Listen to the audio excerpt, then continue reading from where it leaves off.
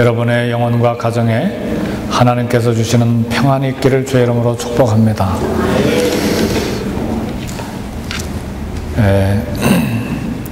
6개월 전에 딸이 유괴되었는데 만일 딸이 아직 살아있다는 소식을 경찰로부터 전해 듣고 더구나 딸이 어디에 있는지 소재지가 파악됐다는 그런 소식을 들었다면 부모님들의 마음이 얼마나 놀랐겠습니까? 작년 3월 천안함이 침몰되었을 때 40명의 해군들이 죽었고 6명이 실종이 됐는데 만일 실종된 군인들 가운데 기적적으로 살아서 돌아왔다는 소식을 부모들이 들었다면 얼마나 감격스럽겠습니까? 지난달 1월 21일 청해부대 소속 군함이 소말리아 해적에게 납치된 사모 주얼리오 선원 21명을 전원 구출했는데 성공했습니다. 그 소식을 들은 선원들의 아내들은 그 심경을 어떻게 표현할 수 있겠습니까? 지금 말한 몇 가지 사건들을 통해서 잃어버린 것을 다시 찾고 잃어버린 사람들을 다시 만나는 심정을 우리는 조금은 이해할 수 있습니다. 만물을 창조하신 하나님께서 잃어버린 자녀 하나가 되돌아올 때 느끼실 심정도 이런 애화를 통해서 조금은 헤아려 볼 수 있을 것입니다. 우리 예수님은 말씀하셨습니다. 이와 같이 죄인 하나가 회개하면 하나님의 사자들 앞에서 기쁨이 되느니라 그랬습니다. 잃어버린 자를 하나 찾았을 때, 다시 찾았을 때 하늘에서 하나님께서는 천사들과 함께 기뻐하신다는 말씀입니다. 그래서 어떤 기독교의 문필가는 이렇게 말했습니다. 하나님은 세상의 모든 문제들이 해결되었기 때문에 기뻐하시는 것이 아니고 하나님은 인간의 모든 아픔과 고통의 문제가 해결되었기 때문에 기뻐하시는 것도 아니고 하나님께서는 모든 영혼들이 하나님을 웅장하게 찬양하고 있기 때문에 기뻐하시는 것이 아니고 하나님은 잃어버린 자녀 하나를 찾으신 것으로 기뻐하신다. 그렇게 한 기독교 문필가는 말했습니다. 오늘 본문에는 잃은 자를 찾아 구원하시는 하나님의 이야기가 소개되어 있습니다. 하나님은 어떤 목자나 어떤 여인이나 어떤 아버지보다 무한히 먼 길을 걸어서 하나님 신분에서 인간의 신분이 되기까지 먼 길을 걸어서 그렇게 저와 여러분들을 찾아오셨습니다. 잃어버린 죄인, 잃어버린 우리를 찾아서 이렇게 오셨습니다. 그러나 이런 하나님의 마음을 전혀 이해하지 못한 사람들, 전혀 이것을 알지 못하는 무리들이 있었습니다. 오늘 본문에 1절, 2절 보니까 모든 세리와 죄인들이 말씀을 들으러 가까이 나오니 바리새인과 서기관들이 수군거려 이르되 이 사람이 죄인을 영접하고 음식을 같이 먹는다 하더라. 수군거리고 예수님을 비난했습니다. 전혀 하나님의 마음을, 전혀 예수님의 마음을 이해하지 못한 이 바리새인과 서기관들이 예수님 손가락질하고 그리고 편견을 가지고 비난을 했습니다. 세리들, 죄인들, 장기들은 예수님 당시의 대표적인 그런 죄인들입니다. 예수님은 그들을 초청해서 음식을 나누면서 한 사람 한 사람 영혼을 깊숙이 만지시고 계셨습니다. 그들의 마음, 그들의 상처, 그들의 문제를 하나하나 해결해 주시면서 대화하고 계셨습니다. 그러나 이런 예수님의 행동이 당시 종교인들의 눈에 거슬렸습니다. 그리고 예수님을 비난했습니다. 그 비난은 한마디로 예수님 왜 이 땅에 오셨는지 전혀 이해하지 못한 그런 편견이었습니다. 그래서 예수님은 잃어버린 양을 찾는 목자, 잃어버린 동전을 찾는 여인의 비유, 그리고 잃어버린 아들을 찾는 아버지의 비유를 오늘 누가복음 15장에서 이야기하셨습니다. 때때로 우리도 종교적인 편견 속에 사는 경우가 있습니다. 우리가 종교의식과 종교 형식에 매여 신앙생활하는 경우가 많습니다. 예배를 드리고 헌금을 드리고 장엄하고 엄숙하게 찬양을 드리는데 이건 하나도 나무랄 데 없는 아름다운 신앙생활입니다. 그러나 만일 우리가 예배의 가장 중요한 내용이 무엇인지를 알지 못하고 있다면 우리의 눈을 열어야만 합니다. 우리의 눈을 떠야만 합니다. 예배를 드리는 목적이 무엇입니까? 헌금을 드리는 이유가 무엇입니까? 찬양을 드리는 중요한 원인이 무엇입니까? 도대체 기독교의 목적은 무엇입니까? 하나님께서 잃어버린 영혼을 찾아오셨다는 사실을 알지 못하는 예배, 죄인을 향하신 하나님의 뜨거운 사랑과 그 가슴을 이해하지 못하고 드리는 헌금, 잃어버린 인간을 찾아 구원하시려고 하는 하나님의 가슴을 모르는 찬양이야말로 외식과 형식에 빠진 이 바리새인의 종교 생활과 전혀 다를 것이 없다, 그렇게 말할 수 있습니다. 심지어 어떤 바리새인은 이것을 전혀 알지 못했기 때문에 사람과 사람을 구분하기 시작했습니다. 자기와 이웃을 구분하기 시작했습니다. 그리고 하나님 앞에 기도하기를, 하나님 나는 일주일에 한 번 예배를 드립니다. 하나님 나는 소득의 11조를 드립니다. 하나님 나는 간음하지 않았습니다.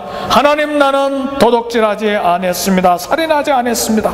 나는 저 세리와 죄인들과 같지 아니함을 감사하나이다. 어떤 유대인들은 또 나는 여자로 태어나지 아니한 것 감사합니다, 그렇게 기도하는 유대인들도 있었습니다.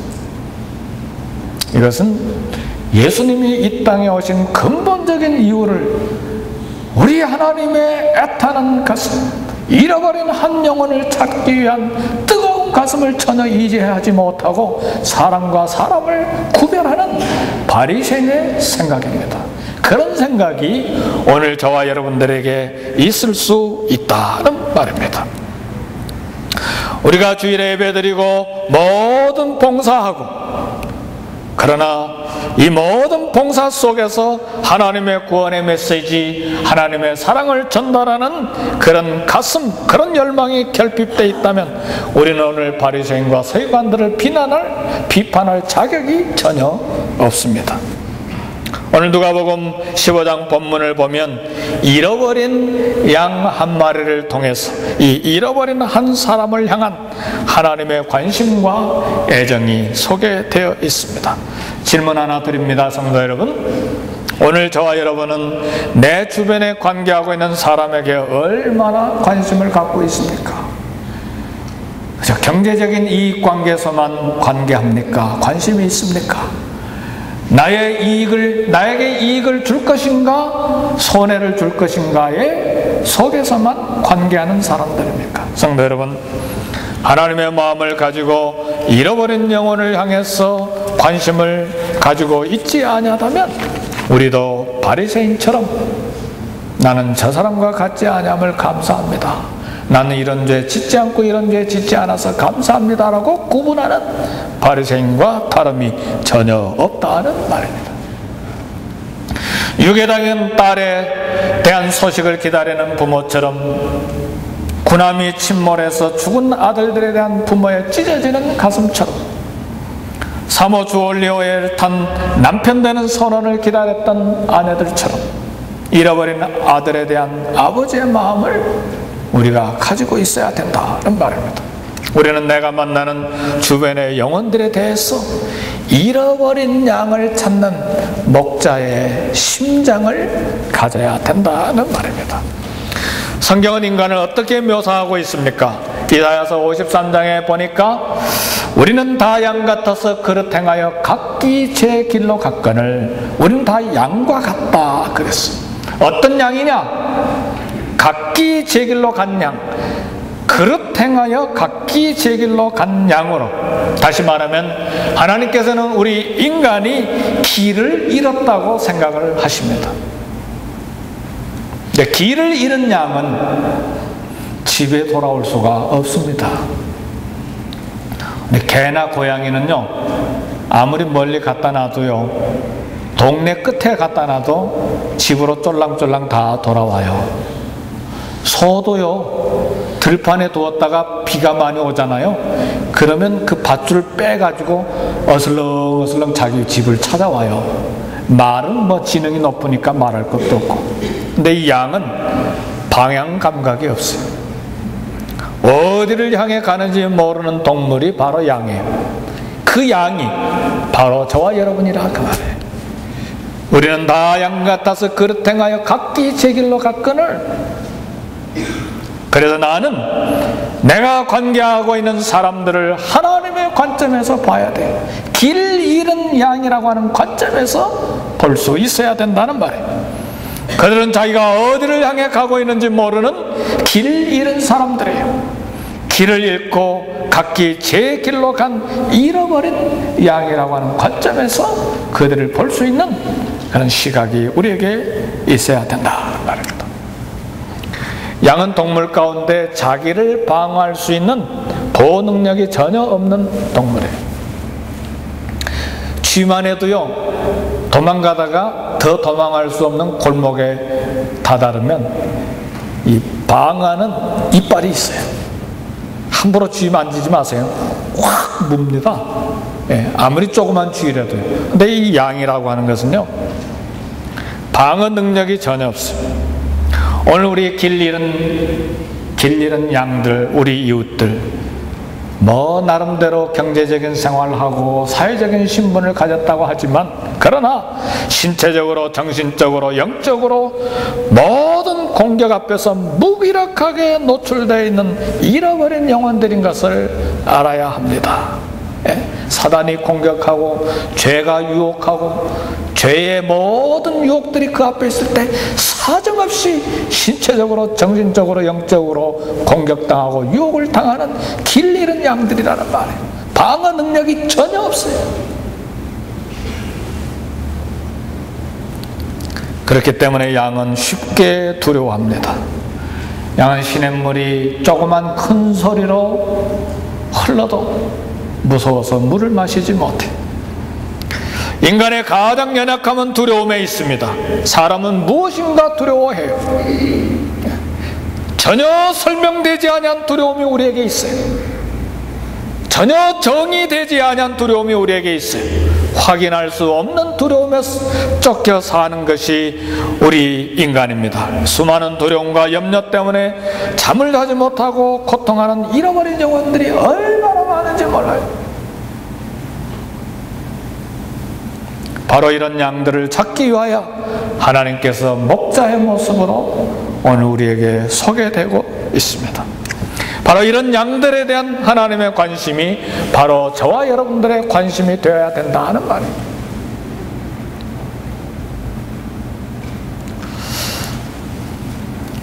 요즘에 신방하고 이렇게 성도님들하고 상담하고 다니면서 마음이 많이 아파요. 저를 포함해서 이 인생들이 얼마나 약한지, 조그만 어려운 문제 앞에서도 잠을 자지 못하고 힘들어해요. 그것도 한 달, 두 달, 아니고 1년, 2년 잠을 자지 못하는 분들도 계세요. 신체적으로, 육체적으로 약해서 얼마나 두려움 속에 있는지, 건강한데도 이 약하다고 생각하고 두려움 속에 있는 분들도 있고, 우리 영혼은 얼마나 약합니까? 두려워해야 될 이유가 없는데도 내일 일을 오늘로 잡아당겨서 두려워하고 있는 것이 오늘 우리 인생들입니다. 성도 여러분, 오늘 바로 이러한 양들에 대한 하나님의 관심이 바로 내 관심이 되어야 되고, 우리가 관계하는 사람들이 바로 이런 잃어버린 양들임을 알아야 합니다. 목자의 관점에서 양을 바라보는 순간 우리는 하나님의 마음으로 이 잃어버린 사람들을 볼 수 있습니다. 그리고 잃어버린 영혼에 대해서 가슴에 통증을 느낄 수 있습니다. 잃어버린 영혼에 대한 통증이야말로 잃어버린 영혼을 찾아오신 우리 하나님의 애정과 사랑을 공유하는 것입니다.